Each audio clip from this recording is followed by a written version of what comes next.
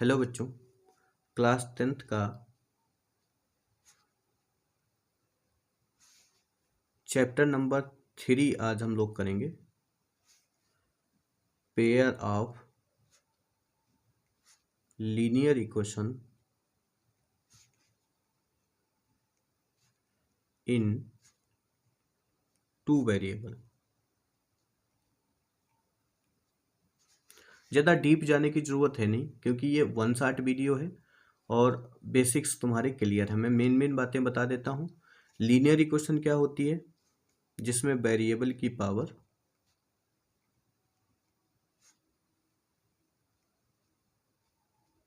One हो, वो linear equation है। टू वेरिएबल की बात हो रही है तो दो वेरिएबल्स होंगे और उन दोनों की ही पावर क्या होगी? वन होगी। किसी भी तरीके से लिखे हो सकते हैं। सपोज करो ax plus B Y plus C is equal to 0, और यही जो फॉर्म बनती है ये linear equation of two variable की स्टैंडर्ड फॉर्म होती है। अब सपोज करो हमें दो इक्वेशंस लिखनी है जो लीनियर इक्वेशन हो, तो हम लिखेंगे a1x plus b1y plus c1 is equal to 0 और a2x plus b2y plus c2 is equal to 0। अब हम किस तरीके से पहचानेंगे कि ये जो हमारी लीनियर इक्वेशंस हैं इनके सॉल्यूशंस कैसे होंगे? सॉल्यूशन दो तरीके से हम निकाल सकते हैं। एक तो ग्राफ बना के, ग्राफिकली सॉल्व करके, दूसरा अलजेब्रा के जैसे सॉल्व करके।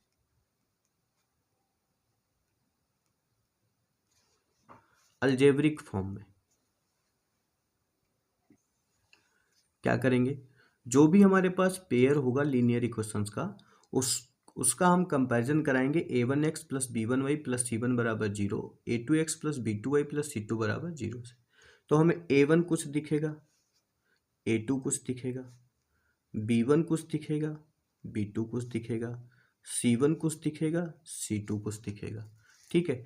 अब इनके बीच में रिलेशन के बेस पर हम डिसाइड करेंगे कि हमारा सॉल्यूशन जो पेयर ऑफ लीनियर इक्वेशन है उसका क्या होने वाला है। तो अगर a1 upon a2 is not equal to b1 upon b2 आ जाए, चेक किया हमने, a1 अपान a2 निकाला, b1 अपान b2 निकाला और इसकी वैल्यू आपस में इक्वल नहीं आई, तो ग्राफिकली अगर हम बात कर रहे हैं,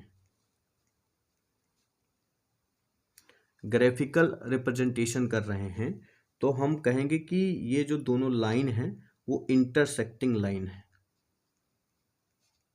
इंटरसेक्टिंग लाइन्स एक दूसरे को काट रही हैं। अच्छा, दोनों एक दूसरे को काट रही हैं अगर इंटरसेक्टिंग लाइन है, तो वो जो काटने वाला पॉइंट होगा, सपोज करो एक लाइन ये है और एक लाइन ये है, ये दोनों इस वाले पॉइंट पे काट रही हैं, तो इसका कोई ना कोई तो कोऑर्डिनेट निकलेगा। x की वैल्यू और y की वैल्यू कुछ तो आएगी, x1 y1, वही इसका सोल्यूशन होगा। यहाँ पे पॉइंट्स बनेंगे, वही जहाँ पे ये दोनों एक दूसरे को लाइन कट कर रही होंगी वही उनका सॉल्यूशन होगा। सिंपल सी बात है, दो लाइन हो एक ही पॉइंट पर एक दूसरे को इंटरसेक्ट कर सकती हैं, तो एक पॉइंट पर इंटरसेक्ट करती हैं तो हम ये बोलेंगे कि उनका जो सॉल्यूशन है वो यूनिक है। मतलब कि अगर हम अल्जेब्रिक इंटरप्रिटेशन में देखें तो हम क्या लिखेंगे? Exactly one solution. x की वैल्यू भी वन आएगी और y की भी वैल्यू वन आएगी, तो हम इसको बोलेंगे यूनिक सॉल्यूशन है। क्लियर? अच्छा, अब दूसरा रूल क्या है कि a1 अपान a2 की जो वैल्यू थी वो b1 बाई b2 के तो इक्वल आ गई, और b1 बाई b2 की वैल्यू c1 बाई c2 के इक्वल आ गई। ऐसा कब हो सकता है? ऐसा मैं बताऊं कब हो सकता है। जैसे हमारी एक इक्वेशन लिखी है 2x plus 3y plus 5 is equal to 0। एक दूसरी इक्वेशन लिखी है 4x plus 6y plus 10 is equal to 0। दोनों इक्वेशंस को ध्यान से देखो, दोनों अलग अलग हैं बट अंदर से सेम है, एक है। क्यों है? इसमें 2 कॉमन ले लो, सेम वही बचेगा, और 2 इज नॉट इक्वल टू 0। ठीक है, इसमें से जब 2 कॉमन निकालोगे तो अंदर बचेगा 2x plus 3y plus 5 is equal to 0। 2 तो कभी 0 हो नहीं सकता, 2 एक डिजिट है, तो 2x प्लस 3y प्लस 5 यही 0 हो सकता है। तो ये वाला यहाँ भी 0 था, यहाँ तो सेम ही लाइन हुई। तो ऐसी लाइंस को हम क्या बोलेंगे, कोइंसाइड्स लाइन है, या ग्राफिकली रिप्रेजेंटेशन में हम बोलेंगे कि इसमें जो हमारी लाइंस हैं यानी कि पेयर ऑफ लीनियर इक्वेशन है वो ग्राफिकली रिप्रेजेंटेशन में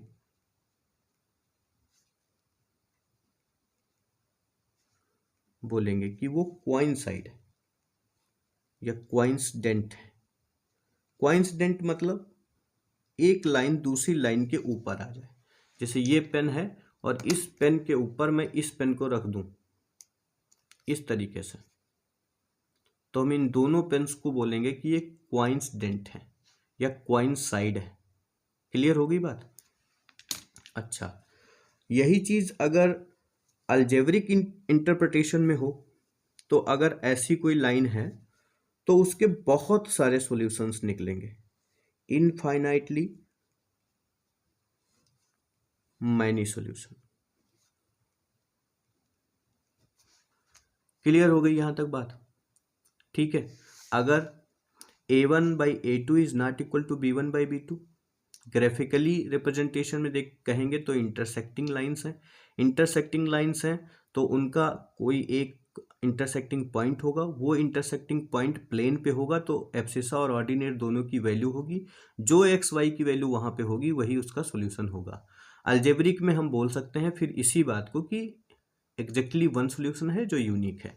अगर a1/a2 b1/b2 c1/c2 तीनों इक्वल हो गए तो पेयर ऑफ लीनियर इक्वेशन का जब ग्राफिकली रिप्रेजेंटेशन जो होगा वो कोइंसिडेंट होगा, दोनों लाइन एक दूसरे के ऊपर होंगी। और अलजेब्रिक में जब हम सॉल्यूशन अगर निकालेंगे तो x की बहुत सारी वैल्यूज आ जाएंगी और y की भी बहुत सारी वैल्यू आ सकती हैं। ठीक है, किस तरीके से वैल्यू बहुत सारी आ सकती हैं, यहाँ पे मैंने एक इक्वेशन लिख के तुम्हें समझाने की कोशिश करी है। अभी 2 कॉमन था, हो सकता है 2 का टेबल हम 3 टाइम्स पढ़ दें तो 3 कॉमन मिल जाएगा। यहाँ पे आ जाएगा 6x प्लस यहाँ पे आ जाएगा 9y प्लस यहाँ पे आ जाएगा 15 इज इक्वल टू 0, तो उसमें 3 मिल जाएगा। ठीक है, तो बहुत सारे सॉल्यूशंस हो सकते हैं, इनफाइनाइटली मैनी सॉल्यूशंस हो सकते हैं। अब तीसरी बात बचती है।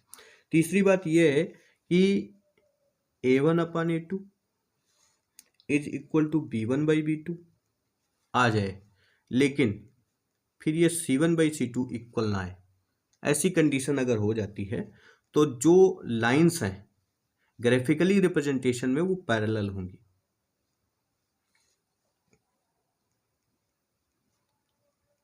और अगर दो लाइन पैरेलल हो गई, एक दूसरे को कहीं भी कट नहीं कर रही, देखो एक दूसरे के ऊपर आ जाएं तो भी उनके सॉल्यूशंस हो सकते हैं, बट बहुत सारे होंगे। एक दूसरे को कट कर रही हैं तो फिर उनका सॉल्यूशन होना ही होना है। लेकिन अगर पैरेलल हो गई तो उनका फिर कोई सॉल्यूशन नहीं होगा, नो सॉल्यूशन। ये अलजेब्रिक हो गया, ये ग्राफिकली रिप्रेजेंटेशन हो गया। क्योंकि दो तरीकों से हमें पेयर ऑफ लीनियर इक्वेशंस को सॉल्व करना इस चैप्टर में सिखाया जाएगा। पहला ग्राफिकली बोला जाएगा कि ग्राफिकली सॉल्व करिए, दूसरा अलजेब्रिक टर्म्स में जाके हमें सॉल्व करना होगा। तो अलजेब्रिक में हो सकता है सब्स्टिट्यूशन मेथड, हो सकता है एलिमिनेशन मेथड, हो सकता है और एक नॉर्मल मेथड है वो हो सकता है। ठीक, बस इस तरीके से सॉल्व करना है। तो चलिए अब हम लोग बढ़ते हैं। बातें समझ गए हो? एक बार हम क्लियर लिख देते हैं। इंटरसेक्टिंग होंगी, इंटरसेक्टिंग है तो सॉल्यूशन होगा उनका। तो ऐसी कंडीशन में क्या हो जाएगा, a1/a2 is not equal to b1/b2। दूसरा कोइंसिडेंट है, कोइंसिडेंट है मतलब कि एक दूसरे के ऊपर हैं, एक दूसरे के ऊपर लदी हुई हैं, तो इसका मतलब है कि उनके बहुत सारे सॉल्यूशन होंगे। और कंडीशन क्या बनेगी, a1/a2 b1/b2 और c1/c2 की वैल्यू इक्वल आएगी। तीसरी बात है, अगर पैरेलल हो गई, पैरेलल लाइंस हो जाएंगी तो देखो एक्स एक्स का जो कॉफिशिएंट होगा वो और वाई वाई का कॉफिशिएंट होगा वो, उनका रेशियो तो इक्वल आएगा, बट कांस्टेंट टर्म अलग हो जाएंगे, तो C1/C2 की वैल्यू इक्वल नहीं होगी। तो ऐसी कंडीशन में वो लाइंस पैरेलल होंगी। इंटरसेक्टिंग कब होंगी? आपके सामने है। कोइंसिडेंट कब होंगी? आपके सामने है। पैरेलल कब होगी? आपके सामने। तो चलिए अब हम लोग एक्सरसाइज स्टार्ट करते हैं। एक्सरसाइज 3.1 है। पहला वाला क्वेश्चन क्या कह रहा है? Form the pair of linear equation in the following problem and find their solution graphically. Graphically आपको सॉल्व करके दिखाना है लीनियर इक्वेशंस को। पहला क्वेश्चन क्या है? 10 students of class 10th took part in a mathematics quiz. Mathematics के quiz में कक्षा 10 के 10 स्टूडेंट पार्टिसिपेट करते हैं। मतलब यहीं से समझना शुरू करिए, कितने स्टूडेंट्स पार्टिसिपेट करते हैं? 10 स्टूडेंट पार्टिसिपेट करते हैं। If the number of girls is 4 more than the number of boys. इसका मतलब है कि जो वो स्टूडेंट्स हैं, पहले ऑब्जर्व करिए क्वेश्चन को, उसमें गर्ल्स और बॉयज दोनों हैं जो पार्टिसिपेट कर रहे हैं क्विज में, ठीक है। अब क्या है? Girls is 4 more than the number of boys. लड़कों से लड़कियां 4 ज़्यादा हैं, हमेशा ही ज़्यादा रहती हैं। Find the number of boys and girls who took part in the quiz. तो क्विज में पार्ट लेने वाले गर्ल्स और बॉयज की संख्या कितनी है, ठीक है। तो सबसे पहले तो हम पेयर ऑफ लीनियर इक्वेशन बना लेते हैं। पहली बात कह रहा था कि 10 student of class x took part in a mathematics quiz. If the number of girls is 4 more than the number of boys, मतलब उसमें गर्ल्स और बॉयज दोनों हैं। तो हम लेट कर लेते हैं कि let the number of girls is equal to X, the number, हाँ समझ गए हो तो कमेंट कर दो, number of boys is equal to Y, ठीक है। अब देखो अकॉर्डिंग टू क्वेश्चन क्या है कि टोटल स्टूडेंट्स कितने हैं? 10 है, तो x plus Y equal to कितना हो जाएगा? 10। इक्वेशन नंबर फर्स्ट बन गई। दूसरी बात क्या कह रहा है? दूसरी बात ये कह रहा है कि जो लड़कियां हैं वो लड़कों से कितना ज़्यादा है? 4 ज़्यादा हैं। तो लड़कियों से अगर हम लड़के घटा दें, सब्ट्रैक्ट कर दें, तो आंसर कितना आएगा? 4 आएगा। समझ में आई बात? नहीं आई? लड़कियां जो हैं वो लड़कों से 4 ज़्यादा हैं। क्वेश्चन में देख सकते हो, ऊपर आपको दिख रहा है स्क्रीन पे कि girls is 4 more than the number of boys, ठीक है। तो जैसे ये लिखी गर्ल्स, ये लिखे बॉयज, तो अगर हम इन्हें इन दोनों को इक्वल करना चाहें तो बॉयज़ भी 4 ले आएँ, क्योंकि लड़कियां तो ऑलरेडी 4 हैं ही हैं, ज़्यादा हैं उससे। तो अब हम y को इधर लाएंगे तो x minus Y is equal to कितना निकलेगा? 4। इस तरीके से कह लो चाहे इस तरीके से कह लो, डिपेंड ऑन यू। 2 इक्वेशंस आपको मिल गई। अब हमें इन दोनों इक्वेशन को ग्राफ की मदद से सॉल्व करना है, ग्राफिकली सॉल्व करना है। तो उसके लिए क्या करेंगे? जैसे हमारे पास x प्लस वाई है, कितना है? 10 है। तो यहाँ से हम x की वैल्यू निकाल लें। एक्चुअल में तो कोई होती नहीं x की वैल्यू, बट निकाल लेते हैं, न्यूमेरिकल है, सॉल्व करना पड़ेगा। 10 माइनस वाई निकलेगी, ठीक है। x की वैल्यू कितनी आएगी? 10 माइनस वाई आएगी पहली वाली क्वेश्चन से। तो अगर हम x की वैल्यू अपने आप एज्यूम कर लें, सॉरी y की वैल्यू एज्यूम कर लेते हैं हम अपने आप, 2 3 4 निकाल लेंगे जिससे कि हम लाइन बना सकें ग्राफ पर। ये रहा x, ये रहा y। तो y की वैल्यू जब हमने 0 ली तो x की वैल्यू आई 10, और y की वैल्यू जब हमने 10 ली तो x की वैल्यू आई 0। y की वैल्यू जब हमने 5 ली तो x की वैल्यू भी 5। y की वैल्यू जब हमने 3 ली तो x की वैल्यू आई 7, ठीक है। इस तरीके से ये हमने निकाल लिया। अब हमें ग्राफ बनाना है, तो ग्राफ बनाने के लिए हम थोड़ा स्केल उठाएंगे, रूलर उठाएंगे, फिर बनाएंगे। इस तरीके से हमने ग्राफ बना लिया। ये x एक्सिस है, सारे इंटीजर पॉजिटिव हैं। ये y एक्सिस है, ये y एक्सिस है, इधर भी सारे इंटीजर पॉजिटिव हैं। दोनों पॉजिटिव हमने इसलिए लिए क्योंकि हमने जब x और y की वैल्यू कैलकुलेट करी, एक्स की वैल्यू कैलकुलेट, एक्स और वाई की वैल्यू कैलकुलेट करी तो सारी पॉजिटिव मिली। कैसे मिली? इसी में वैल्यू रखते चले गए, किसी की भी रख लो। इधर y था तो हमने y की वैल्यू सारी रखी, 0 रखा तो 10 माइनस 0 10 आ गया।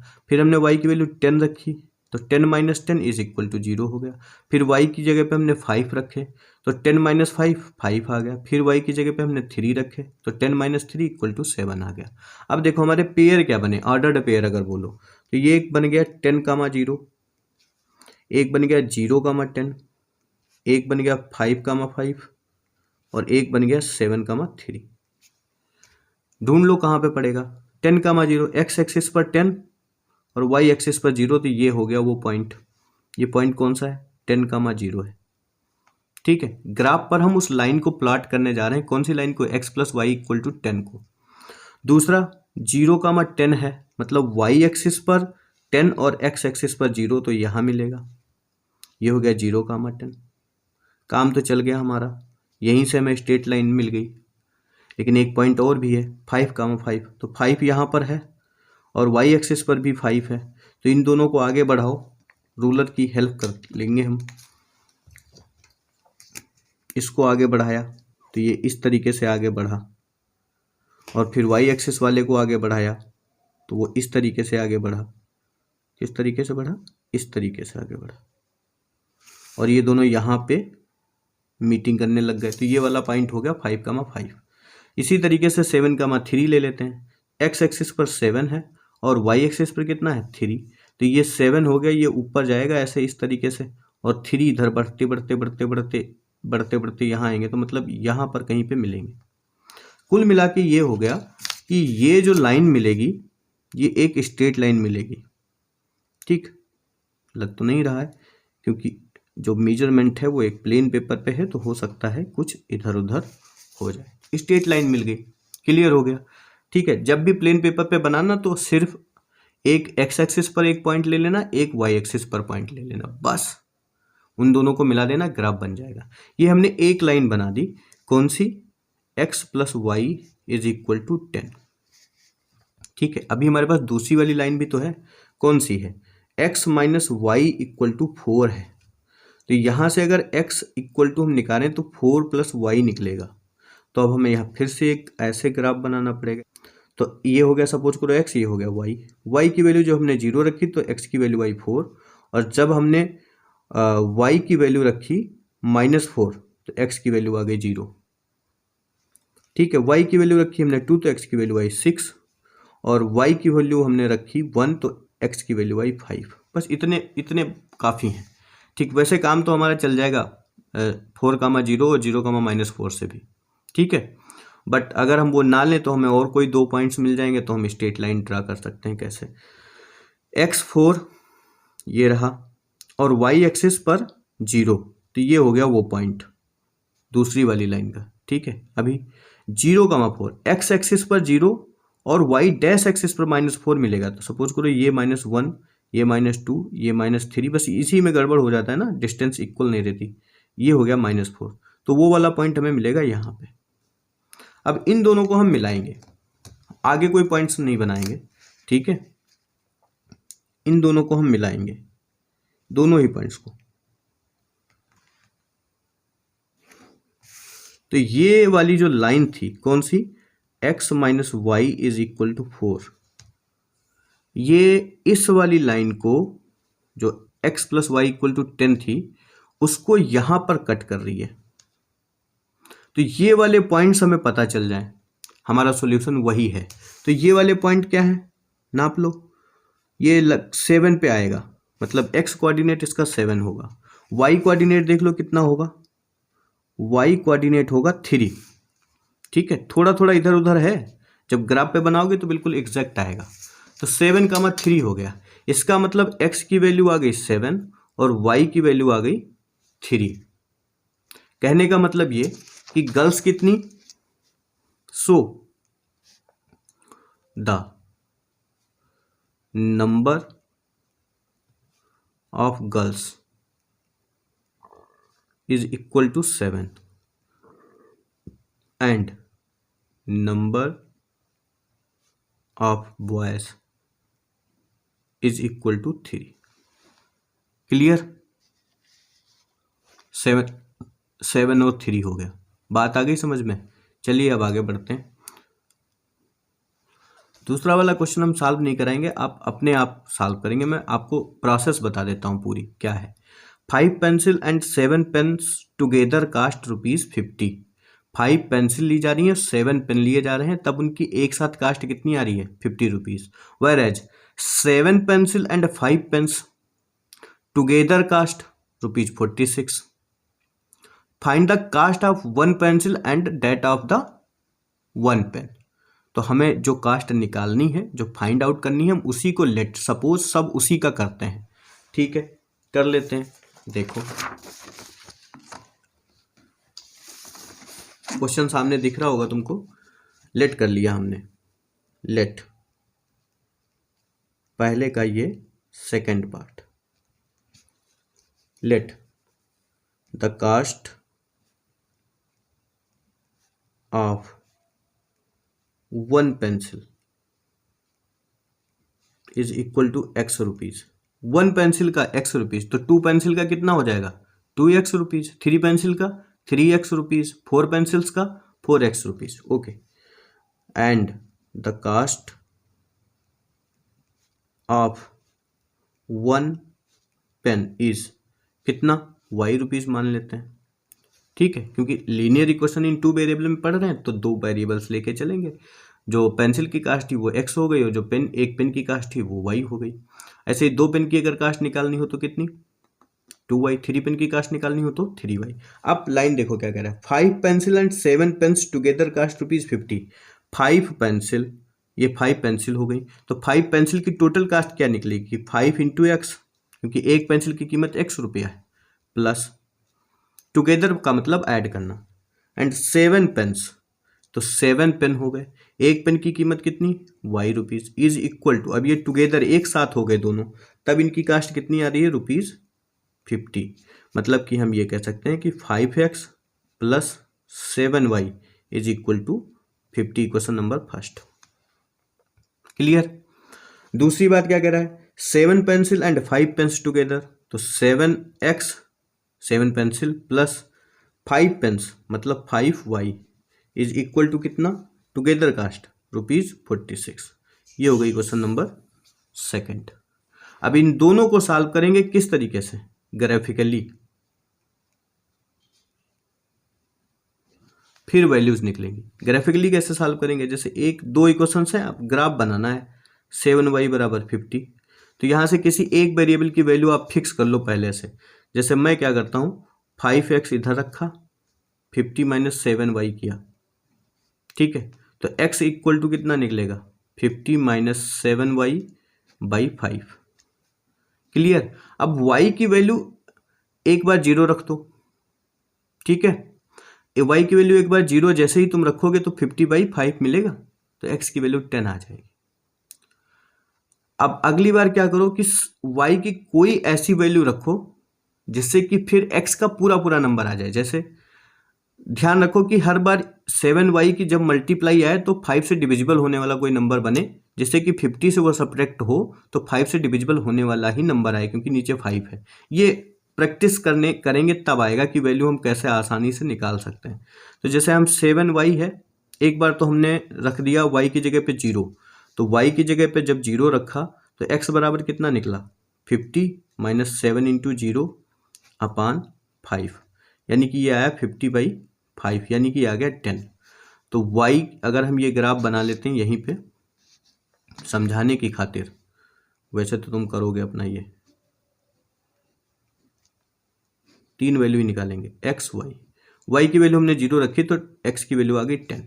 अब हम क्या करें, Y की वैल्यू अगर 1 रख देते हैं तो 50 से 7 जाएंगे तो 43 बचेंगे, 5 से डिवाइड नहीं होंगे, पूरा नंबर नहीं आएगा।